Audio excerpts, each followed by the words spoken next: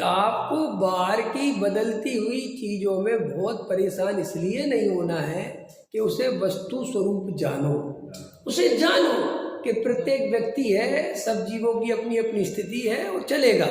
और उसमें साथ में क्या जानो कि ऐसा होने पर भी ये जीव भगवान है।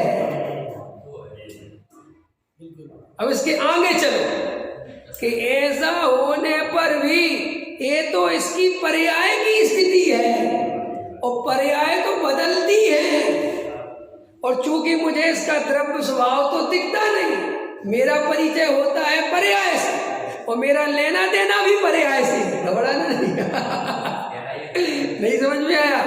ये कल का चिंतन बता रहा हूं मैं मेट्रो में जा रहा था तो विचार करता जा रहा था कि भाई ये जो इसकी पर्याय है, इस पर्याय से ही मेरा संबंध है और इस पर्याय में ऊंच नीच होनी है, क्योंकि वो पर्याय का स्वभाव है। आज अगर सज्जन है तो कल क्रोध आ जाएगा, आज अगर बढ़िया है तो कल लड़ाई झगड़ा हो जाए, कुछ हो सकता है, इसमें कोई दम थोड़ी है। आज बहुत बढ़िया प्रवचन करता है, कल नहीं कर सकता, कल इसकी वाणी रह जाए, कुछ भी हो सकता है। आज मुझे इसकी बहुत महिमा है, कल उसकी महिमा टूट जाए, ये तो कुछ भी हो सकता है ना। ये सब पर्याय के स्वभाव जानना, इसको द्रव्य स्वभाव में शामिल मत करना। ये विवेक कुमार की पर्याय की स्थिति है, द्रव्य से तो भगवान है। तो इस दृष्टि से वेद ज्ञान रखते हुए तुम सब जीवों को भगवान देख सकते हो। और अगर ये दृष्टि कायम रहेगी तो पर्याय बदलती रहेगी, कसाय नहीं होगी। ये फॉर्मूला था पूज्य गुरुदेव का कि भूला भगवान से कि वो गाली दे रहा है कि वो उसकी एक समय की भूल है। तो देखो क्या होता था कि पर्याय का विवेक भी जागृत रहता है और द्रव्य की दृष्टि भी रहती है। भाई ये ज्ञानियों का लक्षण है। पर्याय का विवेक नहीं है मास्टर जी, ऐसा नहीं है। गुरुदेव श्री गाली को गाली नहीं मार रहे, ऐसा नहीं है। भूल को भूल नहीं मार रहे, ऐसा नहीं है। वो कहते थे एक समय की पर्याय की भूल है, माने इसकी दशा पर्याय में है, लेकिन ये द्रव्य स्वभाव से तो बना बनाया भगवान अभी के अभी है। तो अगर हमें दूसरे के संदर्भ में ये भेद ज्ञान रहे मजबूती से, तो हमें राग द्वेष तो हो सकते हैं, वो कोई बात नहीं, राग द्वेष तो होंगे ही, क्योंकि संसार में सबसे आप हमारे अनुकूल नहीं बोलेंगे, हमें आप पे गुस्सा आ जाएगा, आपको मेरे पे गुस्सा आ जाएगा, ये सब होगा। लेकिन ऐसा होने पर भी हमें बैर भाव नहीं होगा, हमें अनंतानुबंधी का भाव नहीं आएगा। और अगर अनंतानुबंधी और बैर भाव नहीं हुआ तो मिथ्यात से बच गए बेटा। और असली सजा काय की है? एक समय के क्रोध करने की सजा नहीं है। ये जो उपादेय बुद्धि है क्रोध में, जो एकत्व बुद्धि है, जो बैर करने की आदत पड़ी है, असली सजा तो उसकी है। कोई डरने की बात नहीं, वेद ज्ञान होना चाहिए बस। द्रव्य पे इसलिए निहाल भाई का जो बोल है ना कि तू अपनी दृष्टि का खूंटा तू तो द्रव्य में गाड़ दे और पर्याय में जो होता है उसको होने दे, लेकिन अपना खूंटा कहाँ गाड़ के रख, माने वहां से दृष्टि नहीं हटनी चाहिए। परिणाम चाहे जैसे हो, मैं त्रिकालिक रूप भगवान आत्मा हूं, इसका जोर बना रहना चाहिए, शब्दों में नहीं, वाणी में नहीं, श्रद्धान में।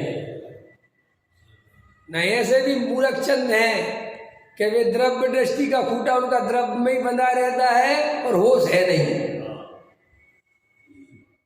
ये बात करने की सीखने की नहीं है, ये अनुभव करने की है। तो देखो अगर आप दूसरे के संदर्भ में पर्याय का और द्रव्य का भेद रख सकेंगे तो आप दूसरे से बहुत ज्यादा आकुलित व्याकुलित नहीं होंगे। और आप घबराओ मत, बाहर की श्रद्धा टूट जाए, बन जाए, बनने दो। नहीं समझ में आई मास्टर जी? मैं मास्टर जी को बहुत सज्जन आदि मान दो, मेरी ऐसी दृष्टि है, मान श्रद्धा है आपके प्रति। और कल आपने कोई ऐसा काम किया कि मेरी श्रद्धा टूट गई, टूट जाने, उसमें डरो मत कि क्यों हो गया, क्यों कि ये श्रद्धा कोई काम की बेसे भी नहीं है, इससे थोड़ी समर्थन होता है। अरे एक बार बताओ, मैं आपको सज्जन मानूं तो सम्मिश्रण हो जाएगा मुझे, और मैं आपको दुर्जन मानूं तो मिथ्या दर्शन हो जाएगा मुझे। इससे क्या लेना देना है? तुम अपने बारे में क्या मानते हो ये बताओ। कि मैं त्रिकाली ध्रुव भगवान आत्मा ज्ञायक तत्व हूं, ये श्रद्धा है कि हाँ तुम उसको सम्यक दृष्टि हो। और एक बार की परिस्थिति होगा तो हम क्या करेंगे भाई? देखो हमारे आपसे विचार नहीं मिलते तो हम आपके साथ खड़े नहीं हो सकते, हम नहीं चल सकते, क्या कर सकते? इसमें हम मिथ्या दृष्टि थोड़ी हो जाएंगे। हमारी आपसे विचार मिलते तो हमारी दोस्ती गहरी हो जाएगी, और जिस दिन नहीं मिलेंगे दोस्ती टूट जाएगी। तो टूट जाए तो स्वीकार, क्या टूट क्यों गई? अब नहीं मिल रहा, जहां तक मिले थे अब हम चले, क्या कर सकते हैं? ऐसा भी होता है ना कि भाई हम ट्रेन में बैठे तो ट्रेन में किसी के साथ कहां तक बैठोगे? कि भाई जहां तक दोनों का साथ होगा, जैसे उसका स्टेशन जहां जाएगा वो उतर, कि वो क्यों उतर गया? तुम्हारी तो दोस्ती पक्की हो गई थी। अरे भाई उसका स्टेशन आ गया, इसमें हम क्या कर सकते हैं? पकड़ में आए ना? ऐसे ही हमारे और आपके विचार आज मिल रहे हैं, कल नहीं मिलेंगे, परसों फिर मिल जाएंगे, फिर नरसों फिर नहीं मिलेंगे। ये ही इस मनुष्य पर्याय का स्वरूप जानना। सो इन विचारों के मिलने से अथवा नहीं मिलने से बहुत आकुलित व्याकुलित नहीं होना चाहिए।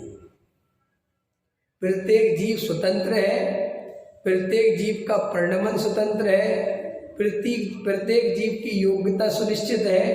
कब कैसा उसमें परिणमन होगा उसका परिणमन कराने वाले हम नहीं हैं। ये अंदर 100% निर्णय होना चाहिए, और मुझे उसके परिणमन से कोई तकलीफ नहीं है, क्योंकि मेरे अनुसार परिणमन करे ऐसा वस्तु का स्वरूप नहीं है। और बेचारा मेरे अनुसार क्या करे वो खुद भी उसका करता नहीं है। नहीं, वो खुद क्या करे?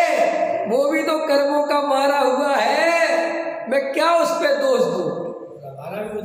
हाँ, कि देखो सीता को जंगल छोड़ दिया तो सीता कह रही राम भी तो कर्मों के मारे हैं, वे क्या करे, वे क्या दिखा लेंगे, वे खुद ही परेशान है।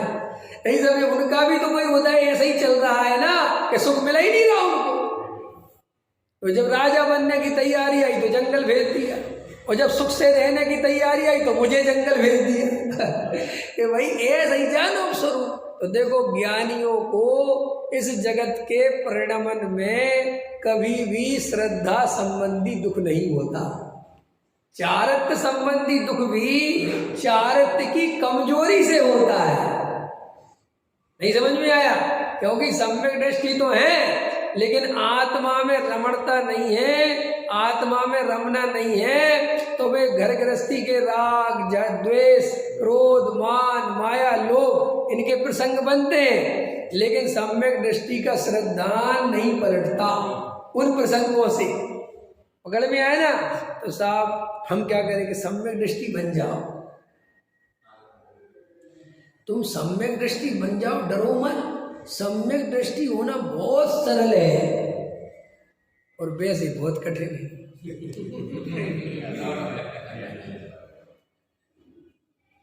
सरल इतना है कि अब भी चाहो तो भी बन जाओ, और कठिन इतना है कि नहीं चाहो तो एक जन्म नहीं करोड़ों जन्मों लगा दो तो भी ना हो। नहीं चाहो अगर चाहते पैसा हो, चाहते परद्रव्य में सुख हो तो सम्मिश्रण कैसे हो? देखो भाई, परद्रव्य में सुख नहीं है, आत्मा में सुख है। इस श्रद्धान का नाम सम्यक दर्शन है। और परद्रव्य फिर भी मैं छोड़ नहीं सकता परिस्थिति के कारण, क्योंकि मैं आत्मा में नहीं रम पा रहा हूं। इसका नाम चारित्र मोह है। पकड़ में आएगा नहीं? चारित्र मोह में अंतर समझ में। और दर्शन मोह क्या है कि परद्रव्य में ही सुख है और परद्रव्य से ही सुख मिलेगा, और मैं तो परद्रव्य में ही कुछ जोड़ूंगा, रखूंगा, बनाऊंगा, करूंगा। इसमें मिथ्या दृष्टि का श्रद्धा। तो सरल तो है भाई।